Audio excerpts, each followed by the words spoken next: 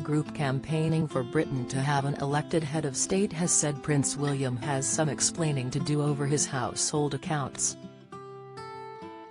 Republic also called for the income the senior royal derived from the Duchy of Cornwall to be given to local communities. The Prince of Wales received a private income from the Duchy of almost £6 million this year, but he has been criticised for not publishing an annual household report in his first year as first in line to the throne.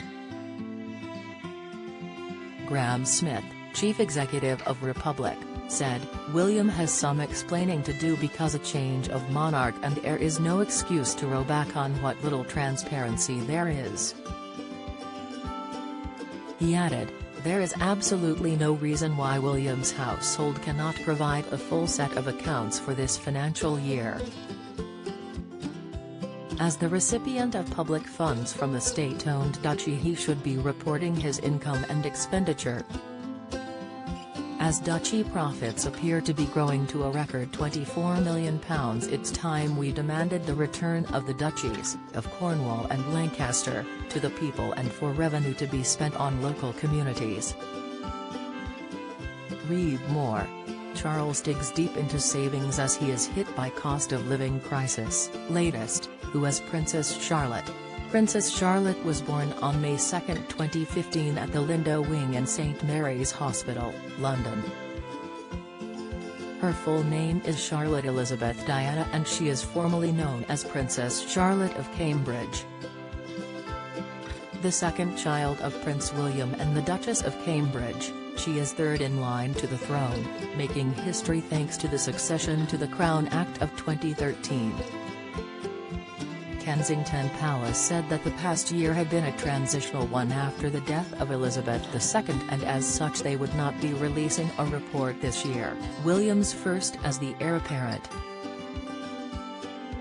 A Kensington Palace spokesman said, "Their Royal Highnesses have been working through with their duchy and household team their plans and priorities for the duchy and the household in the years to come, and how these support their work and charitable priorities, such as the Royal Foundation and its programs. And it's why the household is not publishing a partial annual report." When he was Prince of Wales, Charles released a separate annual Clarence House review each year, detailing his broad income and how duchy money was spent. The current Prince of Wales inherited the Duchy of Cornwall landed estate on the death of his grandmother the late Queen Elizabeth II and the accession of his father King Charles III. William is now entitled to its surplus profits every year. The duchy generated record profits of £24.048 in 2022-23, up £1.02 million from £23.024 the year before, a jump of about 4.5%, according to the estate's accounts.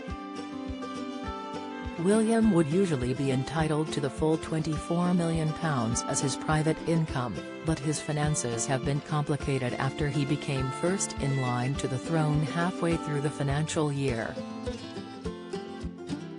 Kensington Palace said King Charles, as the former Prince of Wales, was entitled to £11.275 of the surplus before his accession, while William, who spent about 6 months of the last financial year as the Duke of Cornwall and Prince of Wales, is entitled to £12.773.